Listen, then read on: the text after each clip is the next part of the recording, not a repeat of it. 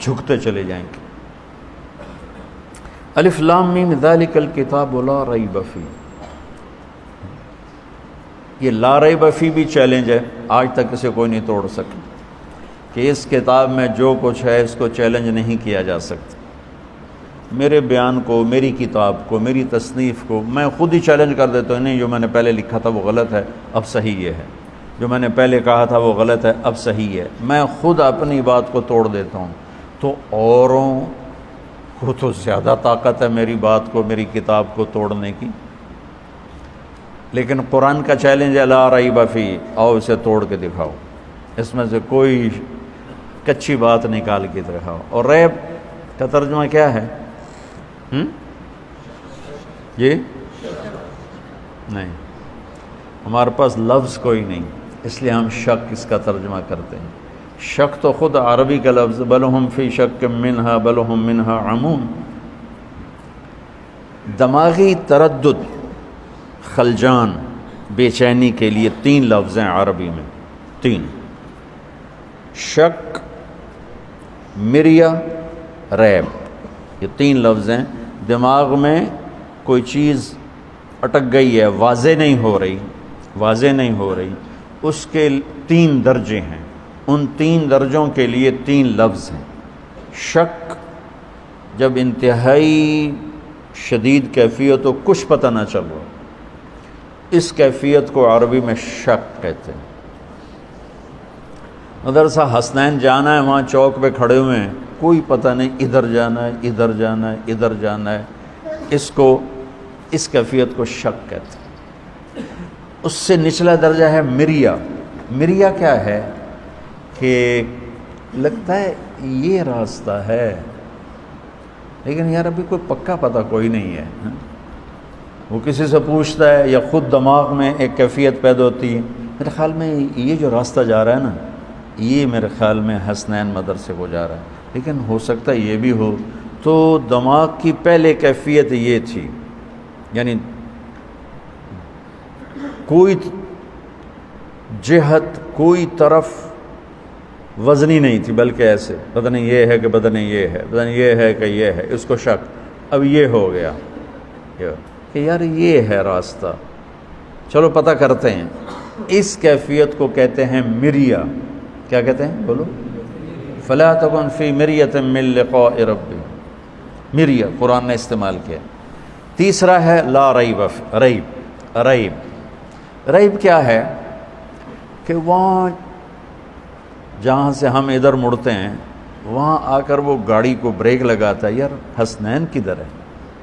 ابھی یہ جملہ پورا نہیں کیا، حسنین کدھر ہے، کہ سامنے بورڈ نظر آ جاتا ہے، اوہ اوہ یہ میری کیفیت دیکھی، اوہ اوہ یہ ریب ہے وہ، اور وہ ریب گیا۔ ایک لمحے کے لیے جو شک پیدا ہوتا ہے، ایک لمحے کے لیے جو تردد پیدا ہوتا ہے، ایک لمحے کے لیے جو اوپر نیچے ذہن جاتا ہے اور فوراً ہی ٹھیک ہو جاتا ہے، فوراً کدھر ہے، ہاں وہ بورڈ نظر آ گیا۔ اس ادنا سے وقت میں خفیف سی شک کی کیفیت کو عربی میں ریب کہتے ہیں۔ کیا کہتے ہیں؟ بولو۔ تو اب شک اس کا ترجمہ کیسے ہو سکتا ہے؟ لیکن اتنی لمبی تفصیل اردو میں کریں تو وقت تک ایک ہی لفظ پورا صفحہ لے جائے گا۔ تو یہ میں تمہیں قرآن کا حسن بتا رہا ہوں کہ میرا رب کہہ رہا ہے بے وقوفو، اس کتاب میں تو ریب بھی نہیں ہے، تو شک کہاں سے ڈھونڈتے ہو؟ ایک لمحے کا ہوتا، ایک لمحے، یہ یا وہ، یہ ادھر جانا ہے ادھر جانا ہے، یار پتہ نہیں، میرے خیال میں ادھر جانا ہے پر پکا پتہ نہیں، ادھر جانا ہے ادھر جانا، وہ ادھر ہی جانا ہے، ادھر ہی جانا ہے۔ وہ اس ایک لمحے کے ہزارویں حصے کے کیفیت کو ریب کہتے ہیں۔ تو میرا رب لا ریب فیہ، سود حرام ہے لا ریب فیہ، شرک حرام ہے لا ریب فیہ، کفر ہلاکت ہے لا ریب فیہ، جھوٹے پہ لعنت ہے لا ریب فیہ، ظالم پر لعنت ہے، لا ریب فیہ، زنا حرام ہے، لا ریب فیہ، شراب حرام ہے، لا ریب فیہ، نماز فرض ہے، لا ریب فیہ، جنت موجود ہے، لا ریب فیہ، جہنم موجود ہے، لا ریب فیہ، زمین آسمان کا ایک ہی بنانے والا ہے، لا ریب فیہ، محمد مصطفیٰ ان کے آخری رسول ہیں، ان کے بعد کوئی رسول نہیں، لا ریب فیہ، زمین آسمان کا خالق اللہ ہے، لا ریب فیہ، مالک اللہ ہے، لا ریب فیہ، رزق اللہ دیتا ہے، لا ریب فیہ، موت اللہ لاتا ہے، لا ریب فیہ، زندگی اللہ لاتا ہے، لا ریب فیہ۔ اب اس کو پھیلاتے جاؤ، پورے قرآن پہ پھیلا دو، ایک لفظ کا یقین سیکھ لو، سارا قرآن سمجھ میں آئے گا۔ اب تم شکوک و شبہات سے بھرے ہوئے قرآن تمہیں ہدایت کیسے دے؟ تم سے مراد میں اور آپ، ہم ساری امت کا یہ حال، لا ریب فیہ، کیا خوبصورت، لا ریب فیہ، خیانت پہ لعنت، لا ریب فیہ، سچائی کو شاباش، لا ریب فیہ، انبیاء برحق ہیں، لا ریب فیہ، روزہ فرض ہے، لا ریب فیہ، زکوٰۃ فرض ہے، لا ریب فیہ۔ ارے اگر پاکستان کے مالدار زکوٰۃ دیں تو اللہ کی قسم پورے پاکستان میں ایک غریب بھوکا نہیں سو سکتا، صرف فیصل آباد کے تاجر زکوٰۃ دینا شروع کر دیں تو پورے پنجاب میں کوئی بھوکا نہیں سوئے گا، اتنا مال ہے لوگوں کے پاس، لیکن قرآن نہیں جانتے، لا ریب فیہ، مال کی محبت نے پاگل کر دیا، دیوانہ کر دیا، اندھے ہو گئے، نہ کسی غریب کے آنسو نظر آتے ہیں، نہ کسی بڑھیا کی آہ سنائی دیتی ہے، نہ کسی کے چہرے کے غم کو پڑھ سکتے ہیں، نہ کسی کی فریاد ان کے دلوں کو پگھلا سکتی ہے، بلکہ اشد و قسوہ، وہ پتھر سے بھی زیادہ سخت ہیں کہ مال کی حرص و ہوس نے انہیں انسانیت سے نکال کر جانور بنا دیا۔ دو ٹانگ پہ چلنے والا، بولنے والا ایک جانور ہے، جانور کو کیا پتہ رحم کیا ہوتا ہے، سخاوت کیا ہوتی ہے، ہمدردی کیا ہوتی ہے۔ شکر ہے اللہ کے نیک بندوں سے دنیا بھری ہوئی ہے، یہ مدارس چل رہے ہیں، یتیم خانے چل رہے ہیں، اللہ کا فضل ہے، لیکن وہ بہت تھوڑے لوگ ہیں۔ اگر سارے مالدار سخی ہوں، اور سخاوت کا ادنا درجہ زکوٰۃ ہے، زکوٰۃ دیتے ہوں تو کوئی غریب نہیں۔ پھر ہدی للمتقین، ہدن لل کیا متقین۔ ایم بی بی ایس کرنے کے لیے لازمی ہے کہ ایف ایس سی پاس کی، ایف ایس سی کے بغیر ایم بی بی ایس نہیں کر سکتے، انجینئرنگ نہیں کر سکتے، اور کلینک پر بیٹھنے کے لیے ضروری ہے کہ ایم بی بی ایس کیا ہوا ہو اور پریکٹس کی ہوئی ہو اور گورنمنٹ کی طرف سے اس کو اتھارٹی ملی ہوئی ہو، تب وہ اپنا کلینک بنا سکتا ہے۔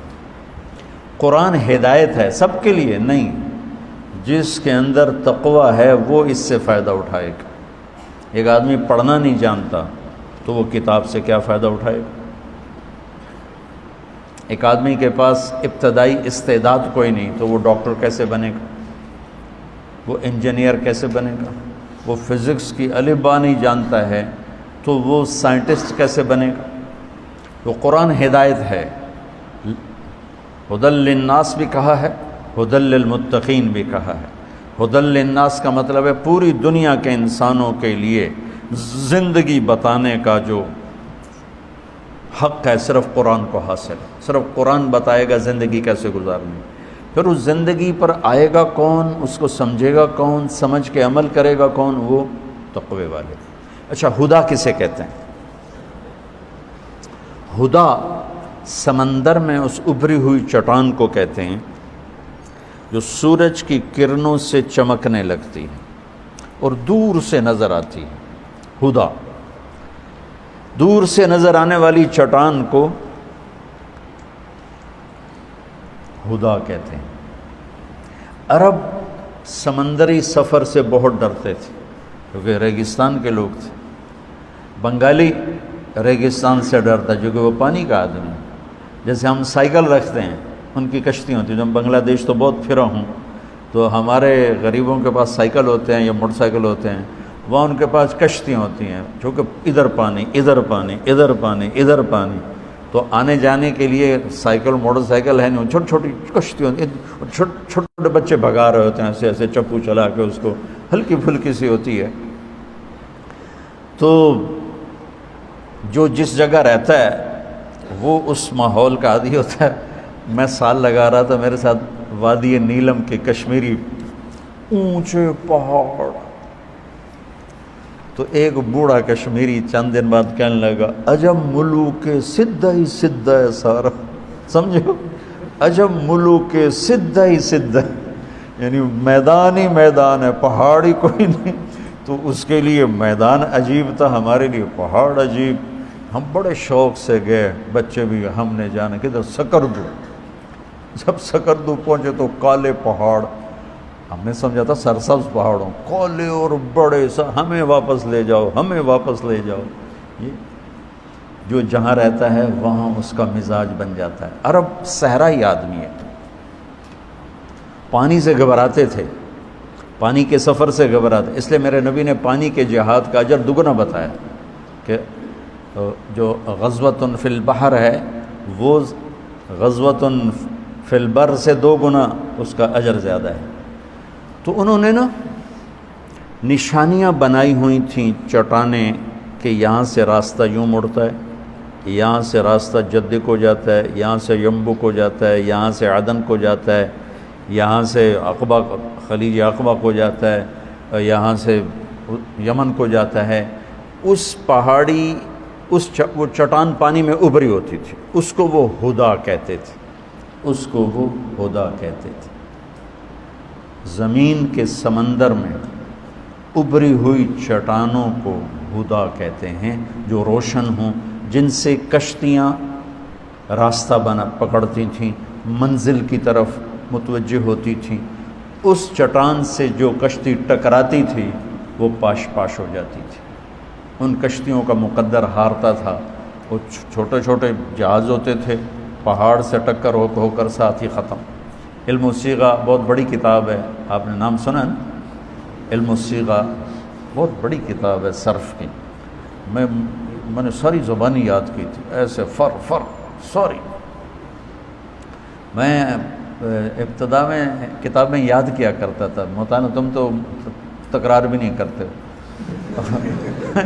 اور میں اللہ کے فضل سے حفظ کیا کرتا تھا، یاد کیا کرتا تھا، جنون تھا میرا، جنون۔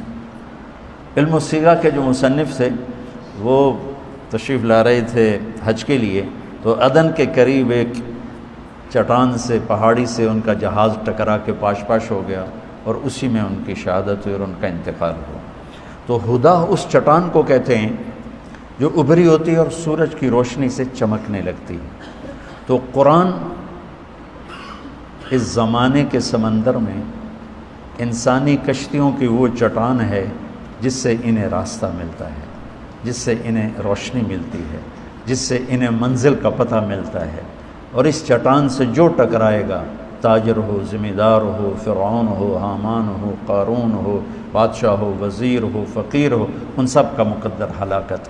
اور جو اس کو دیکھ کر اپنا راستہ متعین کرے گا وہ منزل تک پہنچ جائے گا۔ پانی کے سمندر میں پہاڑ نکلا ہوا، پہاڑ نکلی ہوئی چوٹی پہاڑ کی وہ ہدا ہے اور راستہ دکھاتی ہے۔ زمانے کے سمندر میں انسانی کشتیوں کے لیے جو ابھری ہوئی چٹان ہے وہ یہ قرآن ہے۔ ہدن، یہ ہدا ہے، ہدن للناس بھی ہے اور ہدن للمتقین بھی ہے۔ قربان سبحان اللہ۔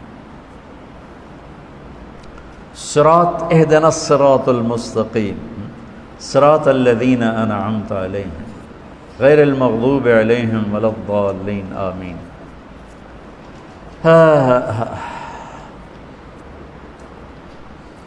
یہاں بھی ہم کہہ رہے ہیں یا اللہ ہمیں ہدا دے، ہدا، اہدنا، ہمیں ہدایت دے، ہمیں وہ چٹان دکھا چمکنے والی جس سے ہمیں راستہ ملے گا۔ سورۃ فاتحہ سے اس کی ابتدا ہو رہی ہے، سورۃ فاتحہ میں وہ اس کی ابتدا ہو رہی ہے، اہدنا، یا اللہ وہ کدھر ہے، وہ چٹان کدھر ہے، وہ روشن جس کو دیکھ کر مجھے جنت کا راستہ ملے گا، جس کو دیکھ کر مجھے قبر کو روشن کرنے کا راستہ ملے گا، جس کو دیکھ کر مجھے اپنی زندگی گزارنے کا راستہ ملے گا، وہ کدھر ہے؟ تو اللہ کہتا ہے وہ میرے حبیب کے در پہ جھکنا پڑے گا، وہاں سے ملے گا یہ سودا۔ یہ بادشاہوں کے در پہ ملنے والا سودا نہیں ہے، سائنسدانوں کے در سے ملنے والا سودا نہیں ہے۔ اہدنا، یا اللہ ہمیں وہ چٹان دکھا۔ صراط راستے کو کہتے ہیں روشن، چوڑا راستہ، صراط چوڑا راستہ، مستقیم سیدھا راستہ، سیدھا راستہ۔ اور صراط تلوار کو بھی کہتے ہیں، تلوار جیسے چیز کو کاٹتی ہے، راستہ سفر کو کاٹتا ہے۔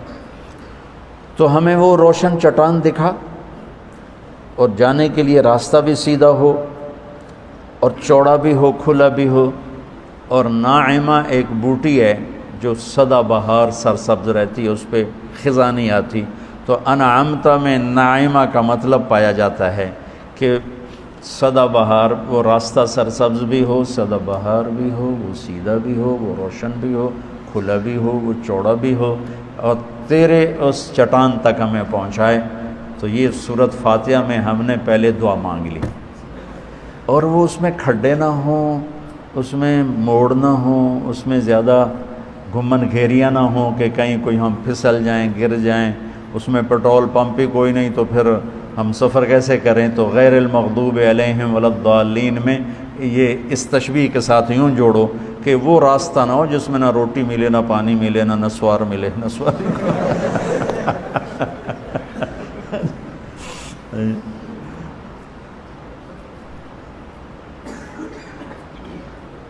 میرے ایک ساتھی تھے مولوی محمد حسین، بہت متقی اللہ والے، ہر 4 مہینے بعد اس خبیث یہ پڑی ہے، میں نے پھینک دی ہے ڈبی، پڑی ہے خبیث۔ 1 مہینے کے بعد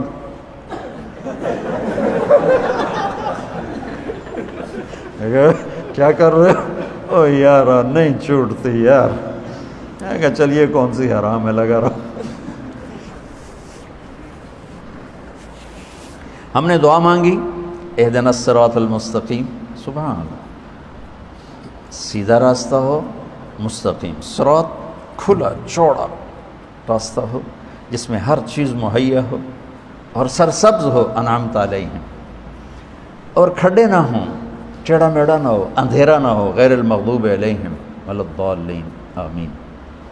تو یہ دعا قبول ہو کر اللہ نے کہا لو پھر میں نے ہدا کو بھیج دیا ہے، تو مجھ سے ہدا مانگ رہے تھے، یہ ہدا ہے، یہ وہ روشن چٹان ہے انسانی سمندر میں، زمانے کے سمندر کی وہ روشن چٹان ہے جس سے انسانی کشتیوں کو، تاجروں کو، ذمہ کو، کاشتکاروں کو، مردوں کو، عورتوں کو، خاندانوں کو، حکمرانوں کو، وزیروں کو، سیاستدانوں کو، مزدوروں کو، غریبوں کو، امیر کو، عرب کو، عجم کو، کالے کو، گورے کو، اندھے کو، کوڑھی کو، معذور کو، صحیح کو، پہلوان کو، سب کو راستہ دکھانے والا یہ ہے، اس سے راستہ تلاش کرو۔ ہدن للمتقین، اور تقوی والے کوئی آسمان سے آتے ہیں، کتنے سوکھے کام بات، او جی تقوی تو جی بڑی مصیبت ہے جی، کہ میں متقی بنی ہے، قربان جواب رب پر، کیا خوبصورت، کتنا آسان کر کے بتایا ہے۔ وہ میں ڈر دے کیوں ہو، 4 تا گلن کر لو تو تسی تقوی والے ہو۔ بھائی کوئی 50 باتیں نہیں بتائیں، میں قربان جاؤں میرے مولا تو کتنا کریم ہے، کتنا مہربان ہے۔ وہ بتاتا بھائی 500 چیزاں گنوا دیتا، 50 چیزاں دس دینا۔ الذین یؤمنون بالغیب نمبر 1، ویقیمون الصلاۃ نمبر 2، ومما رزقناہم ینفقون نمبر 3، والذین یؤمنون بما انزل الیک وما انزل من قبلک، یہ ایک ہی ہے 4، وبالآخرۃ ہم یوقنون 5، ٹوٹل 5۔ تقوی اتنا، اور تسی تا جی بڑے تقوی والے ہو، اسی تا جی بڑے گناہگار ہیں، او بھائی آپ تو دیندار لوگ ہیں، ہم تو دنیا دار۔ یہ جو کلاسیفیکیشن ہے نا دیندار دنیا دار، اس نے بڑی تباہی پھیلائی ہے ذہنی۔ ہم اللہ کے فضل سے دیندار ہیں، یہ لوگ تکبر کا شکار ہے عام طور پر، 5 انگلیاں برابر نہیں۔ یہ اپنے آپ کو دیندار سمجھنے والے نیکی کے تکبر کا شکار ہیں، نیکی کے تکبر کا شکار۔ پردے کرنے والی عورت بے پرد کو